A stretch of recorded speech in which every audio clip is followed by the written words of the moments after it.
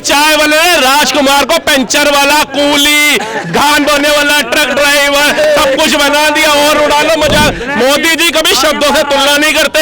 मोदी जी को लाख गालियां दी थी अभी विपक्ष ने, हाल देख लो क्या है। मोदी जी के कार्य बोलते हैं, साक्षात भगवान का हाथ है। ये 140 करोड़ के अंदर से कम 100 करोड़ से ऊपर आबादी उनके साथ है। तुम्हारे साथ क्या है? आज भी वो घिसे पिटे चमचे जो आज भी उसी आस्था में जिए थे कि मेरा दादा इसको वोट देता था, मेरा परदादा देता था, मेरा बापू देता था, मैं भी इसको दूंगा चाहे तेरे घर का बेड़ा गर्क हो जाए। रामचंद्र को काल्पनिक बताने वाले, रामचंद्र महाराज का अस्तित्व बताने वाले अभी दशहरे महोत्सव पर तिलक लगा रहे थे, अब उनको अस्तित्व याद आ रहा है। और दिल्ली में बैठे हमारे केजरीवाल जी बताते थे मेरी नानी कहती है वहां पे बाबरी मस्जिद मत ढाओ, अस्पताल बनाओ। अब वो भी राम राम राम राम राम कर रहे हैं। हमें तो खुशी है कि कम से कम इतने सालों के संघर्ष के बाद एक ऐसा प्रधानमंत्री आया जिसने सबके अंदर हिंदुत्व जगा दिया। नहीं तो सिर्फ एक ही धर्म पर बात होती थी।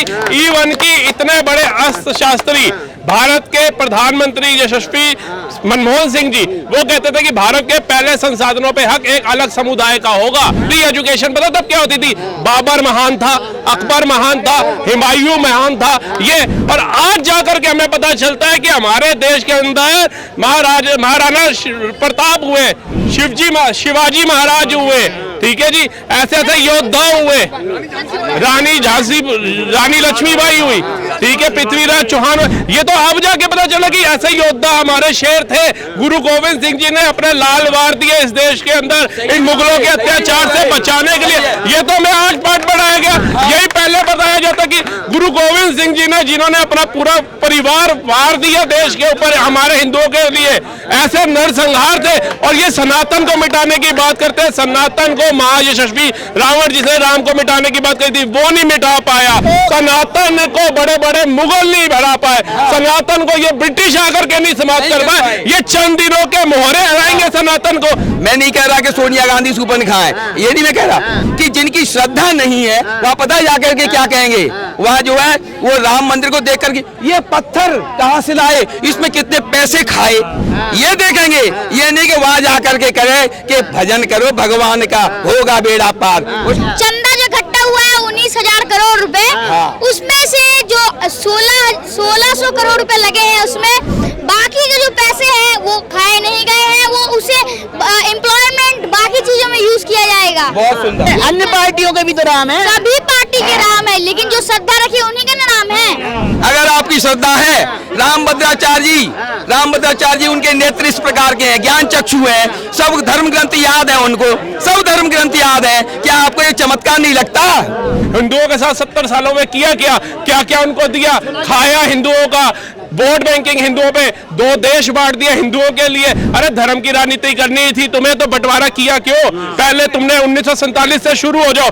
किसको दिया? पाकिस्तान अगर बटा किसको दिया? मुस्लिम भाइयों को दिया। बांग्लादेश तो तोड़ा, बांग्लादेश किसको दिया? मुस्लिम भाइयों को दिया। वक्फ बोर्ड बनाया, किसको दिया? मुस्लिम भाइयों को दिया। हाँ जाओ उसमें सब्सिडी मुस्लिम, सब कुछ तो तुमने एक अलग समुदाय को दिया। और तुम आरोप लगाते हैं मोदी जी करते हैं धर्म की राजनीति, मोदी जी हिंदू मुस्लिम करते हैं। डूब मरना चाहिए तुम्हारी जैसी सरकारों में।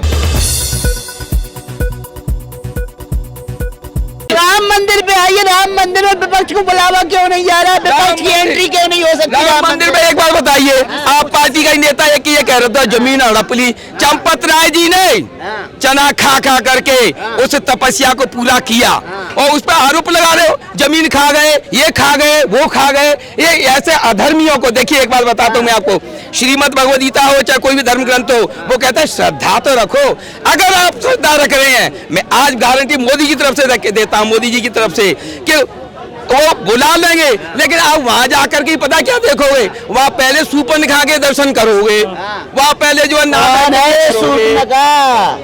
सूपनखा कौन है, नालायक कौन है? आप सारे बात मेरा कहने का मतलब सीधा बोल दो। सुनिए, मेरा कहने का नहीं, मैं किसी को नहीं कह रहा, मैं एक पात्र की बात कर रहा हूँ। मैं नहीं कह रहा कि सोनिया गांधी सूपन खाएं, ये नहीं मैं कह रहा।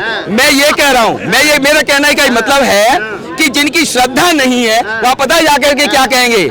वहाँ जो है वो राम मंदिर को देख करके ये पत्थर कहाँ से लाए, इसमें कितने पैसे खाए, ये देखेंगे। ये नहीं कि वहाँ जाकर के करे कि भजन करो भगवान का, होगा बेड़ा पार। वो श्रद्धा से नहीं जाते नालायक। चंदा जो इकट्ठा हुआ है 19,000 करोड़ रुपए, उसमें से जो 1600 करोड़ रुपए लगे हैं उसमें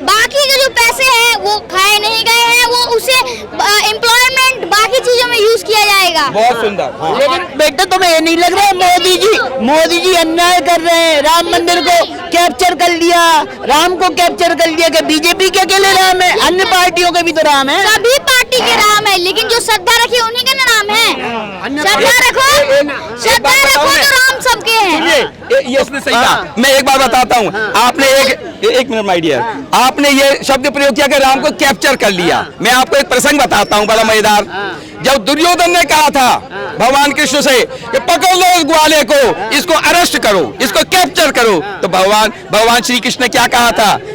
उसमें देखना रश्मि रथी में क्या कहा रामधारी सिंह दिनकर ने, तू मुझे बांधने आया है, जंजीर बड़ी क्या लाया है? यदि बांधना चाहे तेरा मन तो बांध पहले अनंत गगन। राम को कौन कैप्चर करेगा? जो कण कण में व्याप्त है, आपके अंदर है, मेरे अंदर है, बालक के अंदर है, हर एक के अंदर है, वो राम को कौन कैप्चर करेगा? जिसने दुनिया बनाई है। सब मम प्रिय सब मम उपजाए, सबसे अधिक मनुज मोह भाए। एक सवाल का जवाब दे दो। कर्नाटक में जब बजरंगबली नैया पार नहीं लगा पाए बीजेपी के, क्या 2024 में राम भगवान के सहारे नैया पार लग जाएगी मोदी जी की? एक बात बताऊं, अगर आपकी श्रद्धा है, रामभद्राचार्य जी उनके नेत्र इस प्रकार के हैं, ज्ञान चक्षु है, सब धर्म ग्रंथ याद है उनको, सब धर्म ग्रंथ याद है। क्या आपको ये चमत्कार नहीं लगता है? आपको चमत्कार नहीं लगता क्या? सवाल ये है कि जिनके जो प्रज्ञा चक्षु है नहीं, जो नहीं जानते, वो ही ऐसी बातें करेंगे। नहीं, हनुमान जी की बात है।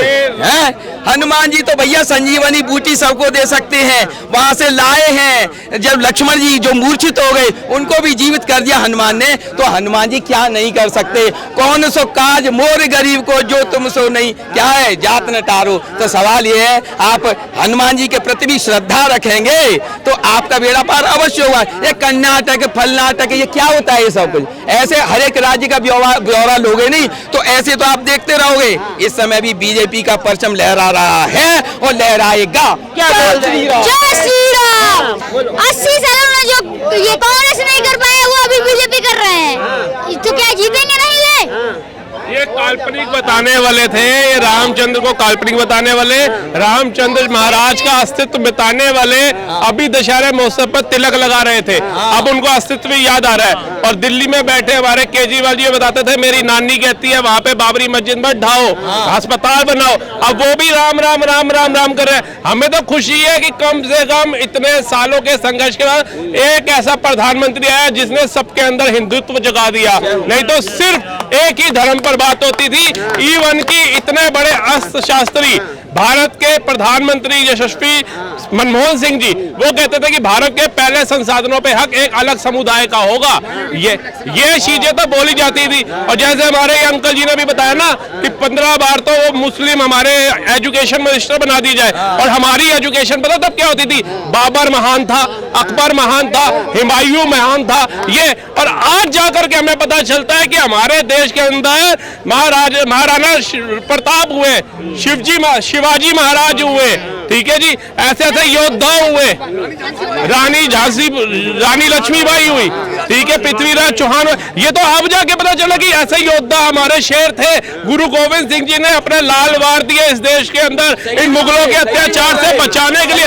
ये तो मैं आज पाठ पढ़ाया गया, यही पहले बताया जाता कि गुरु गोविंद सिंह जी ने जिन्होंने अपना पूरा परिवार वार दिया देश के ऊपर हमारे हिंदुओं के लिए, ऐसे नरसंहार थे। और ये सनातन को मिटाने की बात करते हैं, सनातन को महायशस्वी रावण जिसने राम को मिटाने की बात कही थी वो नहीं मिटा पाया, सनातन को बड़े बड़े मुगल नहीं हरा पाए, सनातन को ये ब्रिटिश आकर के नहीं समाप्त कर पाए। ये चंद दिनों के मोहरे हराएंगे सनातन को। क्या बात करते हो? आज मोदी है, मोदी अपने कार्य भावनाओं के प्रति है, मोदी की आस्था के प्रति है, मोदी के जो कार्य है। आजकल हर एक युवा, ये भाई बड़ा छोटा है उम्र में लेकिन इसकी जुबान बता रही है कि इसको कितना अनुभव हो गया इस साल के अंदर। 2014 से पहले कांग्रेस की विडंबना जो है ना वो भाजपा नहीं है, उसका डर का कारण हार का भाजपा नहीं है। ऐसे युवाओं की जो जागरूकता है, जो अनुभव है, जो जाग रहा है वो है, क्योंकि युवा पढ़ा लिखा हो रहा है, एजुकेटेड हो रहा है, उनको इनकी जो किए गए फल है वो पता चल रहा है कि इन्होंने हिंदुओं के साथ 70 सालों में किया क्या क्या उनको दिया, खाया हिंदुओं का, वोट बैंकिंग हिंदुओं पे, 2 देश बांट दिया हिंदुओं के लिए। अरे धर्म की राजनीति करनी थी तुम्हें तो बंटवारा किया क्यों? पहले तुमने 1947 से शुरू हो जाओ। किसको दिया? पाकिस्तान अगर बटा किसको दिया? मुस्लिम भाइयों को दिया। बांग्लादेश तो तोड़ा, बांग्लादेश किसको दिया? मुस्लिम भाइयों को दिया। वक्फ बोर्ड बनाया, किसको दिया? मुस्लिम भाइयों को दिया। ठीक है, मुस्लिम लॉ लेकर के आए मुस्लिम भाइयों को, 370 वहां लगाई, पूरा कश्मीर दिया, किसको दिया? मुस्लिम भाइयों को दिया। पहली संस्था के ऊपर, पहले संसाधनों के ऊपर किसका हक होगा? मुस्लिमों का होगा। हाँ जाओ उसमें सब्सिडी मुस्लिम, सब कुछ तो तुमने एक अलग समुदाय को दिया। और तुम आरोप लगाते हैं मोदी जी करते हैं धर्म की राजनीति, मोदी जी हिंदू मुस्लिम करते हैं। डूब मरना चाहिए तुम्हारी जैसी सरकारों ने, जिन्होंने युवाओं को अंधकार में रखा। क्योंकि हमारे जो बुजुर्ग थे ना, जो 1947 में बंटवारे के बाद यहाँ पर आए, जो रिफ्यूजी बन करके रहे, उन्होंने तो सारी जिंदगी यहाँ पर तप किया, तब जाकर के आज हम ऐसे कपड़े पहनने वाले और ऐसे जज्बात बोलने वाले बने। उनकी तो जिंदगी निकल गई यहाँ पर। क्या मोदी जी तपस्वी है क्या? योगी जी तपस्वी है क्या? आप बताइए, उससे कम है? तपस्या तो राहुल गांधी भी कर रहे हैं खेत में जाके, तपस्या तो मोटरसाइकिल सुधारने की भी कर रहे हैं राहुल गांधी, धान भी बो रहे हैं, पुली भी बन रहे हैं, ये भी तो तपस्या है। किसने कहा था चाय वाला बोलने को?